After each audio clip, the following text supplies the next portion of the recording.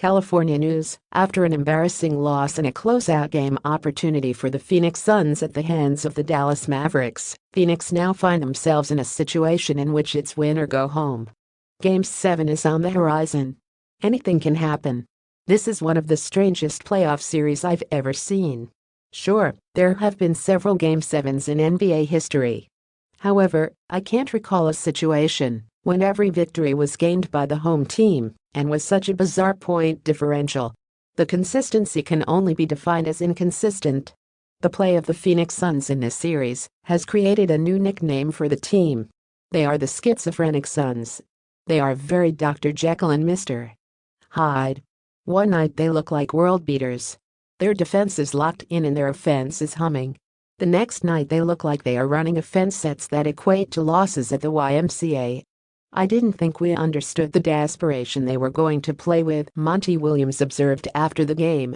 In a desperate situation, they came out right out the gate with force and grit and sped us up.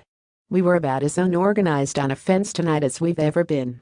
The Suns' Game 6 performance was yet another farce, losing by 27 points, 113-86. The squad was coming off a thrashing of the Mavericks in Game 5 and was in position to go to the Western Conference Finals. And while you anticipated Dallas to play with the ferocity of a wounded animal in a closeout game, you didn't expect the Phoenix Suns to concede yet again. The lack of focus and energy we have seen from the Suns in this playoffs is laughable. This is a team that won 64 games and 78% of their games in the regular season. Yet in the postseason they are now 75-58%. If you're looking for championship-level basketball, this ain't it.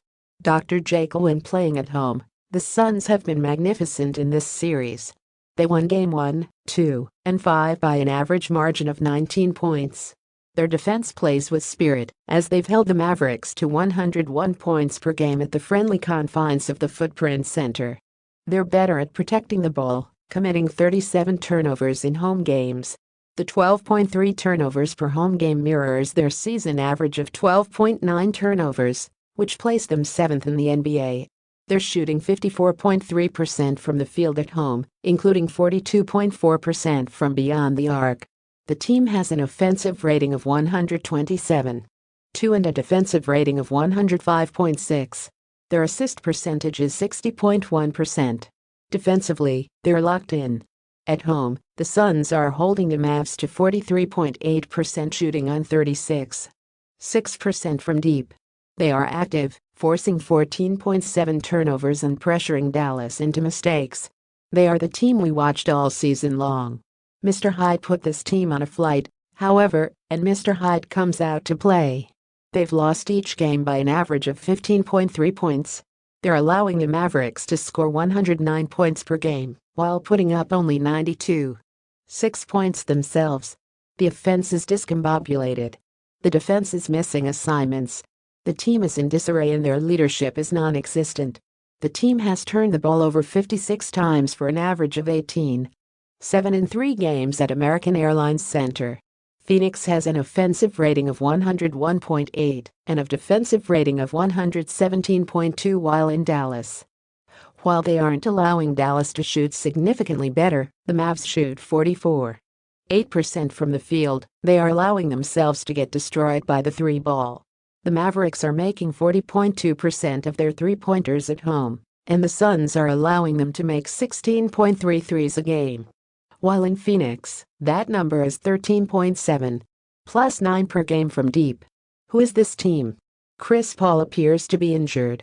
His play since Game 2 has been lackluster to say the least. He is not facilitating the offense, rather, he is throwing the ball away and not even seeing the floor. I can't tell you how many times the Mavericks have intercepted the ball on the weak side when Paul throws a cross-court pass. His awareness level is terrible. Over Chris Paul's last 4 games he's averaging 9.3 points, 6.3 assists and 4.5 turnovers. Mavericks are doing a great job defending him with DFS, Bullock, Ntilikina, etc. But I wonder if it's much more than that considering this drop-off. How soon do we get a report he's hurt? Kevin O'Connor at Kevin O'Connor by May 13. 2022. The energy that CP3 puts out, at least from a body language standpoint, is non-motivational. His shoulders slumped. The expression on his face? Melancholy. We haven't seen the fire from Chris Paul that we are used to seeing. And, while on the road, his team is following suit. Of course, the same could be said of the Mavericks. They are a different team when they arrive in Phoenix. But ask any Mavericks fan, and they'll tell you that winning one series in this postseason was the primary goal and a step in the right direction of their franchise. Anything on top of that is simply playing with house money.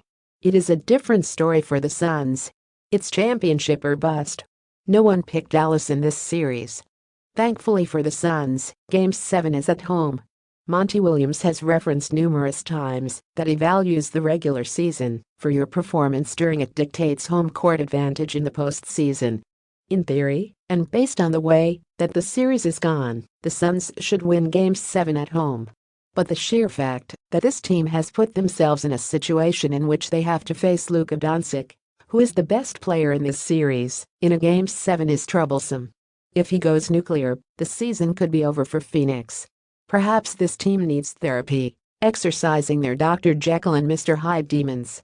Their schizophrenic ways need to be treated if they advance to the Western Conference Finals. Heck, as a fan, I might need therapy. The emotional swings of this series and the performances by this team has me in dire need of medication. Thanks for your watching.